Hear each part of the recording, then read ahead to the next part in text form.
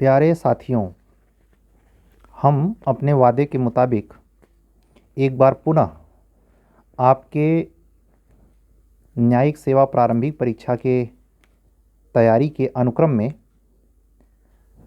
कुछ महत्वपूर्ण प्रश्नों के साथ अंतर्राष्ट्रीय विधि के, जो कल मैंने स्टार्ट किया था, जिसमें लगभग 15-17 मिनट की क्लास इस पर थी।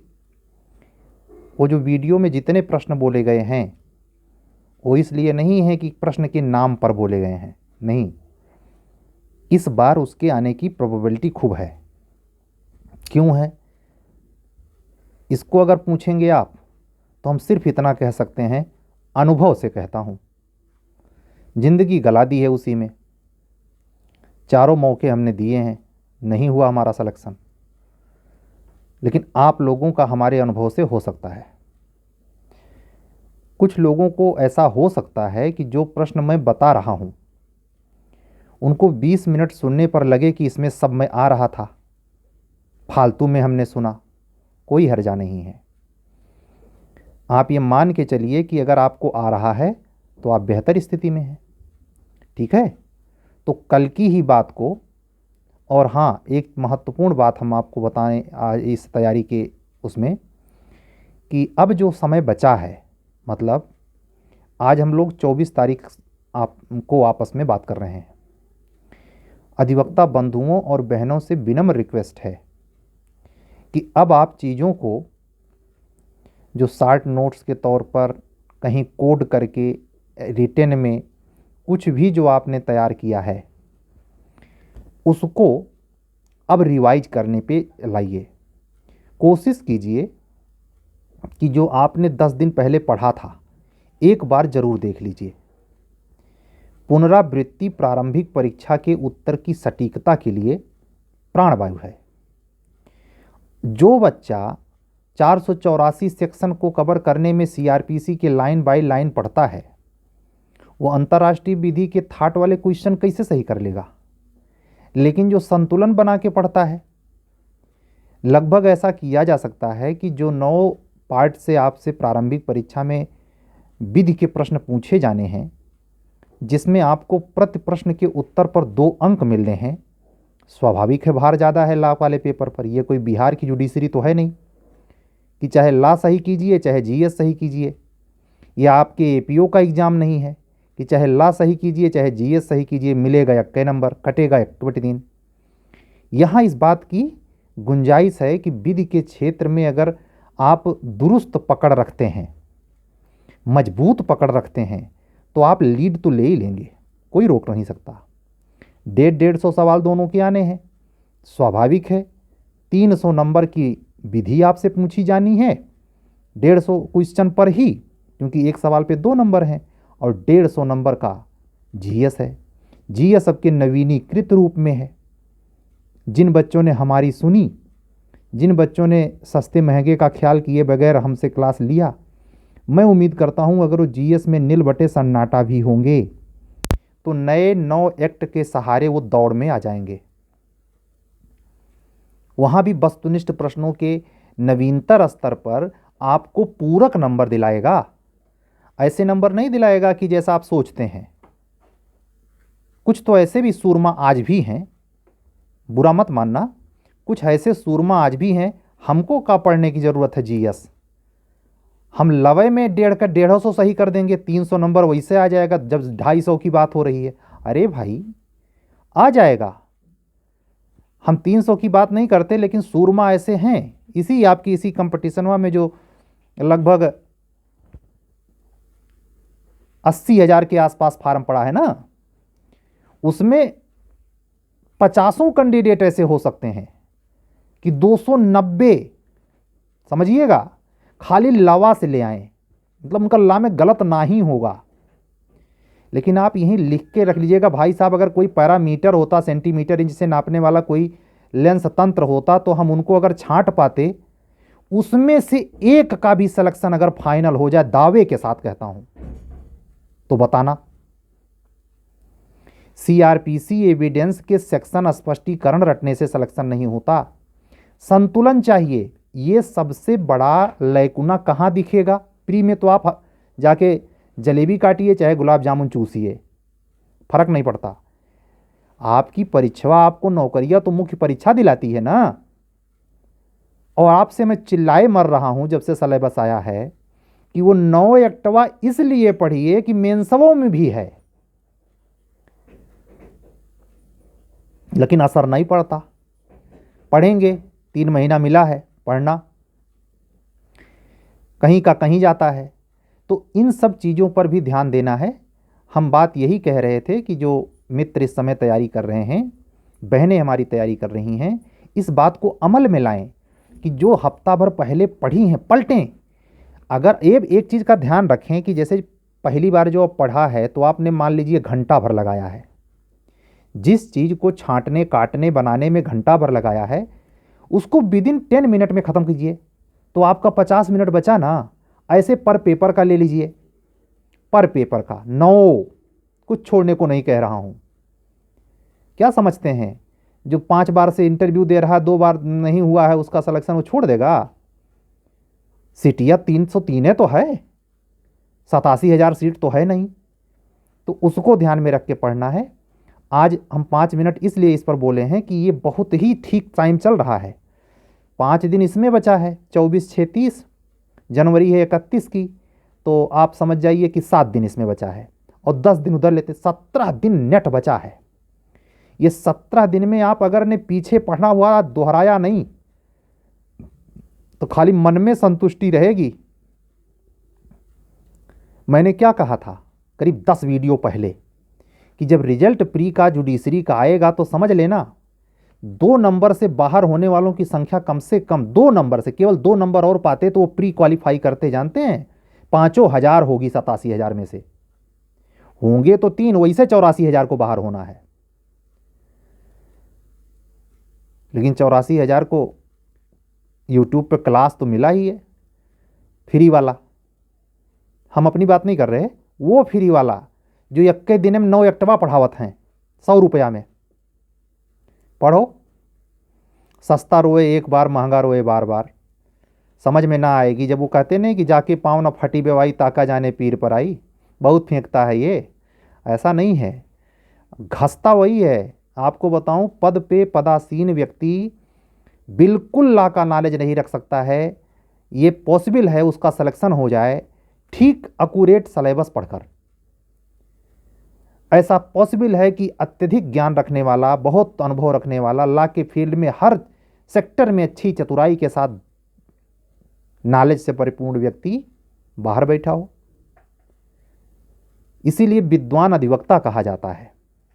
तो आप इस स्किल का प्रयोग करें कि जो हम आपको अनुभव के तौर पर आपको शेयर कर रहे हैं, in duration period of preparation Uttar Pradesh judiciary प्रारंभिक परीक्षा, ध्यान दें, बीवेयर, एकदम बारीकी से, ये हवा हवाई बातें नहीं कर रहा हूं और ये भी दावे के साथ कर रहा हूं, चाहे वो लाख 1.5 लाखवा वाली कोचिंग संस्थान हो और चाहे 1 रुपया 1.5 रुपया वाली हो, उनमें से किसी में कूबा हो तो कोट पहन के ना ही बकवास बकवास होता है तर्क बिंदु पर, सिद्धांत पर। स्किल आप दे रहे हैं तो ये महसूस करें कि स्किल देने की कुव्वतियों है कि खाली बैठ गए हैं, ऐसे होता है वैसे होता है। और ये भी डिपेंड करता है कि सामने वाला जो लिसन कर रहा है, आपको व्यू दे रहा है, आपको देख रहा है, उसकी एलिजिबिलिटी क्या है। खोखड़ू मांस तो नहीं है वो। खोखड़ू मांस का मतलब बस खाली लाइक कर देता है ना, एलिजिबिलिटी है, दम है उसमें, वो डिसाइड करेगा। कम से कम एक बार इंटरव्यू फेसर कि आप सही पढ़ाते हैं या गलत, नहीं तो बाकी सीआर के नहीं हुआ तो बहुत हैं, गीदड़ों का राज्य है। तो ये बातें जो मैं बहुत महत्वपूर्ण ढंग से कह रहा हूँ कि जो आप हफ्ता भर पहले पढ़े हैं ज़रूर दोहरा लें और उसको दोहराने में घड़ी रख कर दोहराएँ। अगर आपका समय पहले से केवल 50% कम लग रहा है तो आप तैयार नहीं हैं। अगर पहले के पढ़े हुए समय में आप 90% समय चुरा के तेज़ी से दोहरा लेते हैं तब आप तैयार हैं। और अगर आपके पहले गए समय में से दोबारा पढ़ने पर वही समय लग रहा है तो आपका प्री नहीं होगा। ये प्रचंड लक्षण बता रहा हूं आपको। पहली बार पढ़ने के बाद भी दोबारा उतना ही पढ़ना पड़ रहा है, तब तो आप एकदम छठे माल हैं, बातें करना गुनाह है। अब 10 मिनट बात हो गई, ज़्यादा बात करेंगे तो आपको हम वो महत्वपूर्ण नहीं दे पाएंगे जो आज और कल की डेट में भी अंतर्राष्ट्रीय विधि पे हम चर्चा करने वाले हैं। हम कल जो सवाल पूछे, हम बात कर रहे थे अंतर्राष्ट्रीय न्यायालय पर बात कर रहे थे, इससे जुड़ा 2 सवाल आपके एग्जाम में होगा ही। हम यूएनओ चार्टर की भी बात नहीं कर रहे, हम बात कर रहे अंतर्राष्ट्रीय न्यायालय के संहिता की। ठीक है, वो भी आपकी यूएनओ चार्टरवा के पैरेलल है, ध्यान से उसको देखना। सवाल पे हम बात करेंगे अंतर्राष्ट्रीय न्यायालय की संविधि का अनुच्छेद 4 का 1 कहता है कि अंतर्राष्ट्रीय न्यायालय के न्यायाधीशों का चुनाव संयुक्त राष्ट्र की महासभा एवं सुरक्षा परिषद द्वारा अस्थायी मध्यस्थतम न्यायालय में, ये जो मैं बोल रहा हूँ ना, कुछ तो ऐसे कंप्यूटर पे रख के भाई लैपटॉप वैपटॉप पे हैं दिखा दिखा के, तो हमें ये पॉसिबल नहीं हो पा रहा है। हमसे जो पॉसिबल हो पा रहा है उसको आप केयरफुल होके सुनिए। हम जिस शब्द पे आपको केंद्रित करना चाह रहे हैं वहाँ आप केंद्रित होइए, आपका सवाल सही होगा। ध्यान दीजिए, हम कह रहे हैं आर्टिकल 41 किसका? अंतर्राष्ट्रीय न्यायालय के संविधि का, ना कि यूएनओ चार्टर का। कुछ तो मूर्खता की लेवल पे हैं कि वो समझ नहीं पाएंगे किस में बतिया रहे हैं हम, लेकिन जिसको समझ आ रहा है वो फट से खोल ले। ये खोल ले, आप ये अंतर्राष्ट्रीय संविधि की संहिता खोल के बैठे, आर्टिकल 4 निकाले, उसका पार्ट 1 देखे ध्यान से क्या कहता है। अंतर्राष्ट्रीय न्यायालय के न्यायाधीशों का चुनाव संयुक्त राष्ट्र की महासभा एवं सुरक्षा परिषद द्वारा अस्थायी मध्यस्थतम न्यायालय में राष्ट्रों के समूह द्वारा, ये शब्द जो है अस्थायी मध्यस्थतम न्यायालय में राष्ट्रों का एक ग्रुप है। ये ऑप्शन में जैसे टिके, अभी मैं आपको ऑप्शन पढ़ के सुनाता हूं ये सवाल कैसे पूछा गया है। अंतर्राष्ट्रीय न्यायालय के सदस्यों के रूप में निर्वाचन के लिए व्यक्तियों का नाम निर्देशन कौन करता है? ये पॉसिबल है हूबहू ऐसे सवाल आ जाए। तो ऑप्शन नंबर 1 संयुक्त राष्ट्र का महासचिव, ये करता है क्या? दूसरा, अंतर्राष्ट्रीय न्यायालय के स्टैट्यूट के पक्षकार राज्य, ये करता है क्या? तीसरा है संयुक्त राष्ट्र महासभा द्वारा नियुक्त विधि शास्त्रियों का दल। क्या ऑप्शन बनाया है? एक्सपर्ट तोता मैना नहीं है, एक्सपर्ट आपके दिमाग की नस नस से वाकिफ हैं, चाहे वो बगैर बाल वाले लोग हों और चाहे खूब घने बाल वाले हों। बगैर बाल वाले कहने का मतलब हम मजाक नहीं उड़ा रहे, हम उनको स्किल में ज़्यादा मानते हैं। बुद्धि है तभी बाल उड़ गया, समझ रहे हैं? तो वो हों चाहे बाल गाल घने वाले हों, सबको वो पैरामीटर पे तरसता है। आखिरी ऑप्शन अस्थायी मध्यस्थतम न्यायालय के राष्ट्रों के समूह। आप तनाक से मानेंगे सर ने 4 आर्टिकल 41 में यही बात बताई थी। तन से उत्तर सही, ठीक है, तो ये सवाल सही हो गया। उसके बाद एक सवाल ये पूछा गया जा सकता है कि अंतर्राष्ट्रीय न्यायालय के 1/3 सदस्य प्रति कितने वर्ष पर रिटायर होते हैं? न्यासिता परिषद आपका एक ना जो अब अप्रासंगिक हो गया है ना, तो वहाँ और यहाँ जो नियुक्ति और रिटायरी का प्रोसेस है, जरा ध्यान से देखना। अंतर्राष्ट्रीय न्यायालय के 1/3 सदस्य प्रति कितने वर्ष पर रिटायर होते हैं? ऑप्शन नंबर 1 प्रति वर्ष, ऑप्शन नंबर 2 दूसरे वर्ष। तो ये जो राज्यसभा वाला हम लोगों के यहाँ होता है ना कि 2 बार रिटायर होते रहते हैं, फिर चुनाव होता रहता है, राज्यसभा अपने यहाँ उच्च सदन। विधान परिषद की प्रोसेस जहाँ विधानमंडल में उच्च सदन है, तो वैसे कुछ मिलता जुलता वहाँ भी है, लेकिन यहाँ देखिए न्याय संहिता में क्या अंतर है। प्रति वर्ष, प्रति दूसरे वर्ष, प्रति तीसरे वर्ष, प्रति 5वें वर्ष। तो इसका सही उत्तर आप संहिता के आर्टिकल 13 को ध्यान से पढ़ें। किसके? न्याय संहिता के आर्टिकल 13 को पढ़ेंगे तो वहाँ लिखा होगा अंतर्राष्ट्रीय न्यायालय के 1/3 सदस्य प्रति तीसरे वर्ष रिटायर होते हैं। हम वो बता सकते हैं कि अंतर्राष्ट्रीय न्यायालय का मुख्यालय हेग है, लाइव आकर। क्या मिल गया इससे? हम कम से कम उस लड़के को तो टारगेट नहीं कर रहे हैं जो मेंस क्वालिफाई करेगा। जब से यूट्यूब पे हूं, पहले दिन से मकसद यही है, हमको सुनने वाला खोपड़ी जरूर रखता हो कायदे का।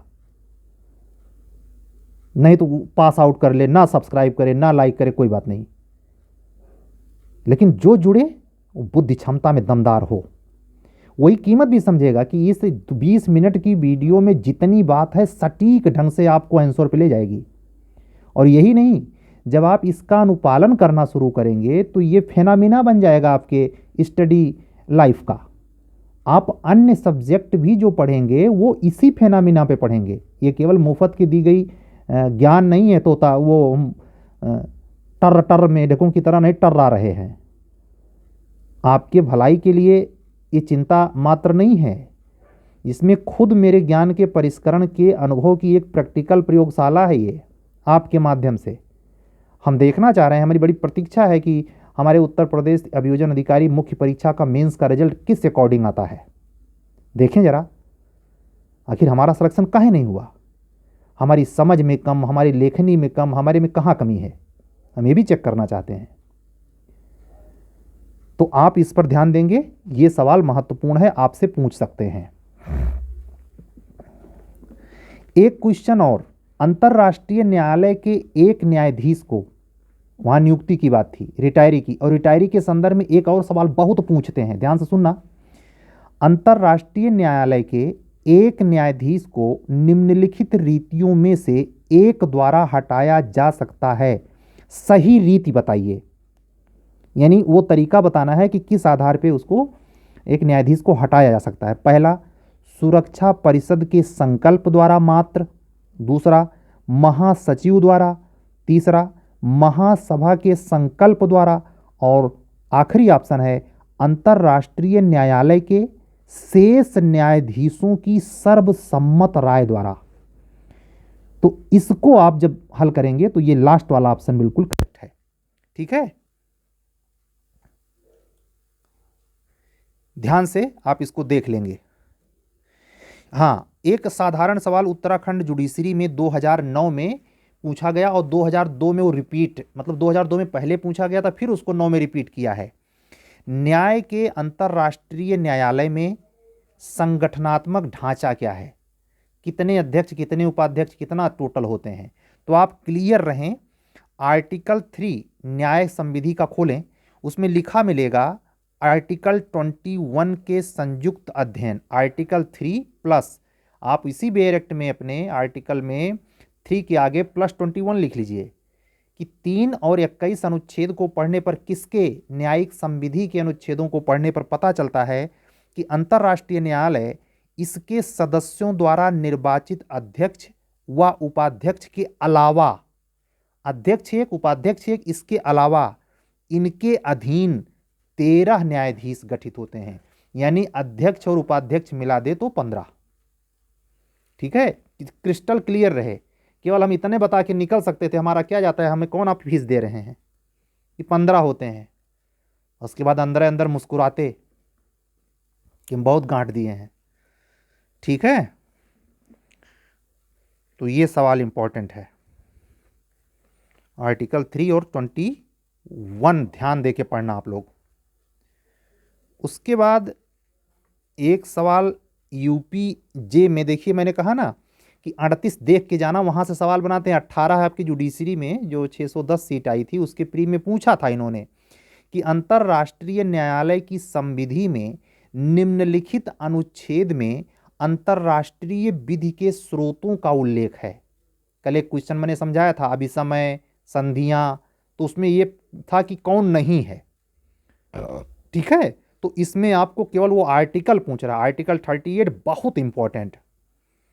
उसके एक में है, एक में है अंतर्राष्ट्रीय समय, 2 में है कस्टम, रूढ़ियां, 3 में है सभ्य राष्ट्रों द्वारा। और ये भी ध्यान रखना, आप अपने उस न्यायिक संविधि में जिस क्रम से लिखा है, पहले अब कौन, दूसरे अब कौन, तीसरे अब कौन, कभी कभी क्रम पूछ लेंगे कूट बनाकर, रट लेना। ठीक है। उसके बाद ये नियुक्ति हो गई, रिटायरी हो गई। अब जजमेंट पे थोड़ा बात हो जाए। हर पहलू को छूने की कोशिश कर रहा हूँ लिमिटेड टाइम में। ये भी चिंता रहती है कि आप लोग भाई नए ज़माने के लोग हैं, हमारे बराबर जो होंगे वो तो माफ़ करेंगे, लेकिन जो नए ज़माने वो ज़्यादा माफ़ करें, वो तो दौड़ा लेंगे हमको, बुढ़ापा है तो डाल डालेंगे। लेकिन नहीं, इतना कह देता हूँ कि सब्र रखिए। जब अच्छी चीज़ पानी है तो आधा घंटा देखने में कहा जाता है, और वो भी मुफ्त का, 1 रुपया देना नहीं है। इसीलिए हम 20 मिनट बनाते हैं भैया, कि नहीं तो वाजिद अली शाह लोग नाराज पड़ जाएंगे कि ज़्यादा बड़ा वीडियो बना दिए। मतलब अच्छी चीज़ भी देने के लिए टाइमिया 5 मिनट का होना चाहिए। ठीक है। सवाल है, अंतर्राष्ट्रीय न्यायालय का कोई विनिश्चय, ध्यान देना ये बहुत पूछते हैं, पूछ सकते हैं, बाध्यकारी प्रभाव नहीं रखता।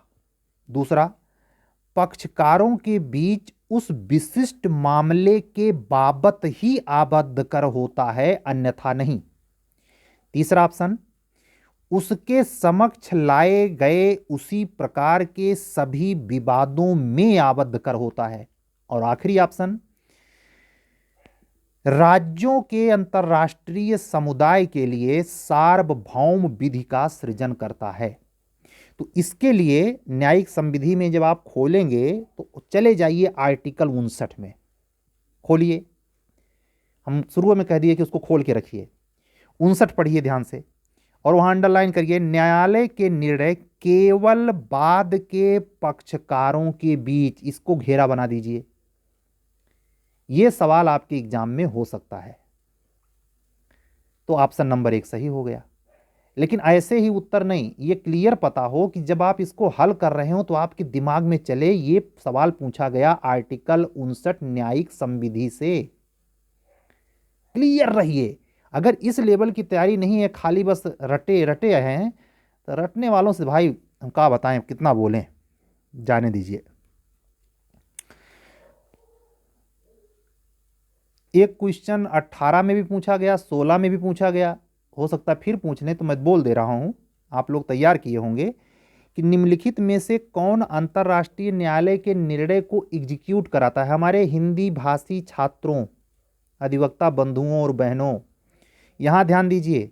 कभी कभी ये लिखते हैं निष्पादित करता है, कभी कभी लिखते हैं एग्जीक्यूट है, उसको इंग्लिश वर्जन भी चेक कर लेना। यानी हमारे कहने का मतलब यह है कि शब्दों का फेरा करके आपका उत्तर गलत करवा देंगे। सवाल ये पूछ रहे हैं 94 आर्टिकल से, लेकिन आपको लगेगा कुछ दूसरा पूछ रहा है का, या आप छोड़ देंगे डर के मारे कि 1/3 माइनस मार्किंग है, गड़बड़ा जाएगा। तो आप यहां ध्यान दीजिए, इसमें क्या कहता है, निर्णयों को कंक्लूड करवाना, एग्जीक्यूट करवाना, निष्पादित करवाना कौन करवाता है? अंतर्राष्ट्रीय न्यायालय के निर्णय को कौन एग्जीक्यूट करवाता है? चुपचाप सुरक्षा परिषद, सिक्योरिटी काउंसिल। ठीक है, वो बात कहां है? 94 आर्टिकल पार्ट 2 न्यायिक संहिता, यूएनओ चार्टर में नहीं। इसीलिए आज हम न्यायालय पे नहीं बोलेंगे। जितना मुझे इंपॉर्टेंट लग रहा है मैं उतना आपको बता दे रहा हूं। ठीक है, यही बात उत्तराखंड जुडिशरी में 14 में पूछी गई थी। ठीक है, एक क्वेश्चन ये पहुंचते हैं, ये थोड़ा ध्यान देना। अंतर्राष्ट्रीय न्यायालय में जाने वाले भारतीयों, जो भारतीय न्यायमूर्ति बनाए गए हैं, उनको कितने लोग बनाए गए हैं, क्या हैं, इन पर तो एक सवाल कभी कभी पूछते हैं। जैसे पूछा गया कि निम्न में से कौन न्याय के अंतर्राष्ट्रीय न्यायालय के न्यायाधीश नहीं थे। ये चारों नाम हिंदुस्तानी नाम है। नाम सुनिए, रघुनंदन पाठक, सुनना ध्यान से, नागेंद्र सिंह, तीसरा ऑप्शन है बेनेगल नरसिंह राव, और आखिरी है एम हिदायतुल्ला। हम सवाल ये क्यों चुने? एक पंथ चहुकाज, इसी में इससे जुड़ा सारे मसले का समाधान है। अब उत्तराखंड जुडिशरी में 2019 में, उत्तराखंड जुडिशरी में 2015 में है, और उत्तराखंड जुडिशरी में ही 2002 में, मैंने वो पीछे पड़ा है। वो चेक करता है कि भारतीय कौन न्यायमूर्ति है अंतर्राष्ट्रीय न्यायालय में, जरूर प्रहार करके जाइए। तो अब की बार आपसे भी पूछ सकते हैं यूपी में। तो आप पूरा विवरण ध्यान से देखिए। डॉक्टर नगेंद्र सिंह अंतर्राष्ट्रीय न्यायालय के सदस्य थे। 1985 से 88 के दौरान इस न्यायालय के वो प्रेसिडेंट भी रहे, अध्यक्ष। तो एकदम क्लियर रहिए, सदस्य भी रहे, अध्यक्ष भी रहे। सदस्य होना अलग बात है और उसका प्रेसिडेंसी करना है तो बताने की जरूरत है नहीं। अंतर्राष्ट्रीय न्यायालय में नियुक्त भारतीय सदस्य क्रमवार निम्नलिखित हैं। एकदम रट्टा, यहां और कोई तरकीब नहीं काम आएगी, रट्टो क्या। पहले नंबर पर 1952-53 में बेनेगल नरसिंह राव, इसी क्रम में याद करिए, वो अध्यक्ष कभी नहीं थे, केवल मेंबर रह गए थे। दूसरे नंबर पर डॉक्टर नगेंद्र सिंह 73 से 88, लंबा कार्यकाल, ये सदस्य भी थे और बाद में प्रेसिडेंट भी चुने गए थे अपने कार्यकाल के दौरान। ठीक है, कार्यकाल भी पूछ लेंगे, अब की बार नाम ना पूछ के कार्यकालवा पूछेंगे कब से कब तक, तो याद रखिएगा 73 से 88 तक, 1973। उसके बाद 1985 से 88 3 साल के लिए,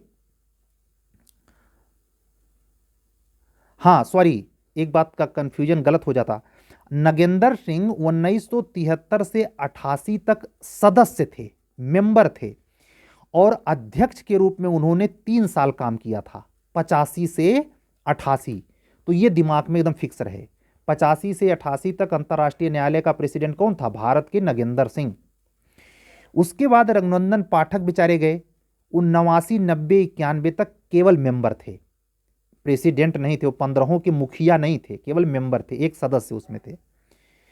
उसके बाद चौथे नंबर पर दलबीर भंडारी गए, ये 27 अप्रैल 2012 से 6 साल 18 तक, और फिर 18 से अभी कंटिन्यू वो जारी है, वहां मेंबर के हैसियत से हैं, वो भी अभी प्रेसिडेंट नहीं बनाए गए हैं। तो आप सोचिए, इसी सवाल पर अगर देखेंगे तो घटना चक्र में आपको कम से कम 20 सवाल मिलेगा, लेकिन अगर ये आप जानते हैं तो 20 सवाल ऑटोमेटिक हल हो गया।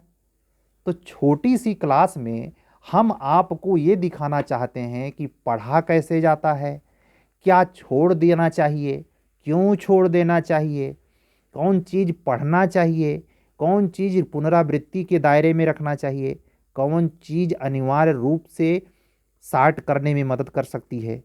पोथन्ना पढ़ने से लास्ट में दोहरा पाएंगे। इन्हीं सब बातों का ख्याल करते हुए आज का वीडियो 10 मिनट और ज़्यादा है, लेकिन अगर इतना सुनेंगे तो आप ये तय मानिए अंतर्राष्ट्रीय विधि में आप भीड़ से ऊपर होंगे। और ये मैं जानबूझ करके ये पढ़ा रहा हूँ क्योंकि 2 नंबर मिलेगा भाई। जहाँ फ्री में ज़्यादा बढ़िया चीज़ मिले वहाँ दौड़ के ले लेना चाहिए, क्या जाता है। कहते नहीं कि दान में दी गई बछिया, क्या दिक्कत है, लाओ ले लेते हैं। तो फायदा करेगा, आपको निश्चित फायदा करेगा। कल अंतर्राष्ट्रीय विधि पर ही क्लास, आखिरी क्लास होगी, लेकिन वो न्यायालय पे नहीं होगी, वो यूएनओ चार्टर पे कुछ हो सकती है। कुछ जो बची खुची चीज़ें हैं उस पर मैं ध्यान खींचूंगा। आपसे सवाल 17 क्वेश्चन, 15 से 17 सवाल अंतर्राष्ट्रीय विधि से जो आना है। कल के क्लास में हम कोशिश करेंगे जो अंतर्राष्ट्रीय महत्वपूर्ण मीटिंग हुई है, 2-1 मीटिंग आपसे पूछ सकते हैं कि ये मीटिंग कहाँ हुई है यूएनओ के लेवल पर। ठीक है, तो इन सब चीज़ों का ख्याल रखेंगे आप लोग। कल फिर मिलते हैं। अगर आप हमारे चैनल पर नए हैं तो अब आपसे हम ये कहना बंद कर दिए हैं कि 9 एक्ट पढ़ने के लिए आप हमसे जुड़िए। वैसे भी कोई चीज़ अगर पढ़ना पढ़ाना हो, बात करना हो, तो नंबर वही बगल में दिख रहा है बोर्डवा पे, 7705090393। ये अधिवक्ता उच्च न्यायालय जेके गिरी मेरा नंबर है। व्हाट्सअप इस पर होगा, व्हाट्सअप आप करेंगे तो हम बात करेंगे। हमें पूरा पता है कि समय की कमी की वजह से ये प्रारंभिक परीक्षा हेतु जो तैयारी में बच्चे लगे हैं जी जामा से, इनको ये अंदाज़ा नहीं था कि इतने जल्दी प्रारंभिक परीक्षा होगी हैं। तो समय कम होने के कारण ये सब हो गया, लेकिन मेंस में जो समय मिला है, जिसका भैया प्री निकला, आराम न करना गुरु, मौका बार बार नहीं आता। अभी से चेता रहे हैं, 17 दिन पहले से चेता रहे हैं आपको। आवाज़ जो हम 25 मिनट 20 मिनट बोले हैं आपके सब्जेक्ट पर, 10 मिनट प्रवचन है।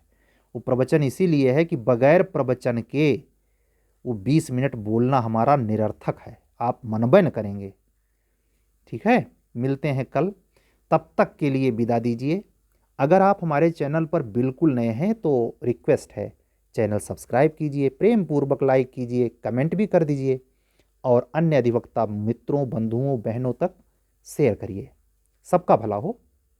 जब तक मुझे परमात्मा यहाँ रखे हुए है, हम यहाँ पर आ पा रहे हैं। ऐसा हो सकता है अगर परमात्मा सिलेक्शन दिला देगा तो वैसे ही हमसे ये सब चीज़ें छूट जाएंगी। अनुभव है, मुफ्त का है, लाभ उठाइए। ठीक है। अगर आप थैंक यू बोलेंगे तो हमारा कर्तव्य बनेगा कि हम आपको मोस्ट वेलकम कहें। मिलते हैं कल, तब तक के लिए विदा दीजिए। सत्यमेव जयते। शुभ रात्रि। दमदारी से पढ़िए, अब की बार प्री का निकाले देना है।